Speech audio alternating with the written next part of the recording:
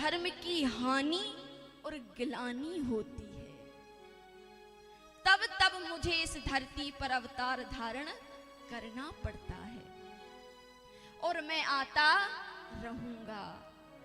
देखिए, गोस्वामी तुलसीदास जी ने और भगवान श्री कृष्ण ने दो शब्दों का प्रयोग किया। कौन कौन से? जब जब धर्म की हानि होती है और दूसरा जब जब धर्म की गिलानी होती है। अच्छा, ये बताइए धर्म की हानि कब होती है और धर्म की गिलानी कब होती है? चलिए एक उदाहरण से समझाते हैं, ठीक है?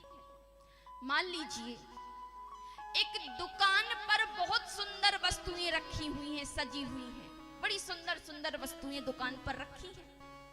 अब एक व्यक्ति दुकान पर जाता तो है और उन वस्तुओं को देखता भी है, लेकिन खरीदता नहीं है। तो ये दुकानदार की हानि है कि भाई आ भी रहा है दुकान तक, देख भी रहा है, लेकिन खरीद नहीं रहा। तो ये दुकानदार की क्या है? हानि।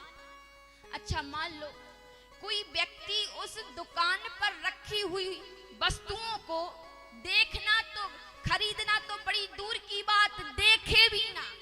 कोई व्यक्ति उस दुकान पर रखी हुई वस्तुओं को खरीदना तो बड़ी दूर की बात, देखे भी ना, तो ये दुकानदार के लिए गिलानी है।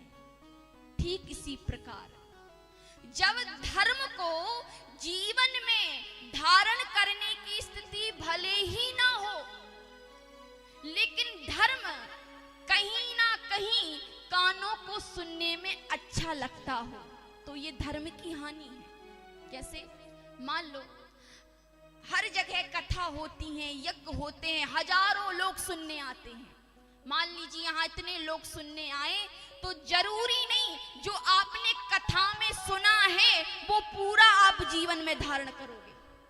ऐसा होता है कि भाई हम जहां भी कथा सुनने आए और जो जो सुना सब अपने जीवन में उतार लिया। होता है क्या? नहीं होता।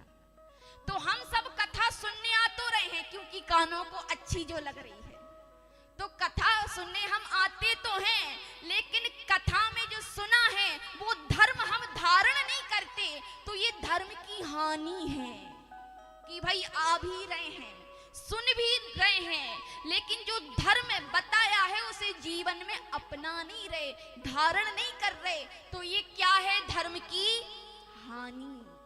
और मान लो यदि कोई व्यक्ति कथा को सुनना तो दूर, कथा में बैठना तो दूर, कथा के बारे में सुनना भी ना चाहे, एकदम कथा का नाम सुने तो वो दूर चला जाए, भाई हमें कथा से लेना देना नहीं है, तो ये क्या है? धर्म की गिलानी।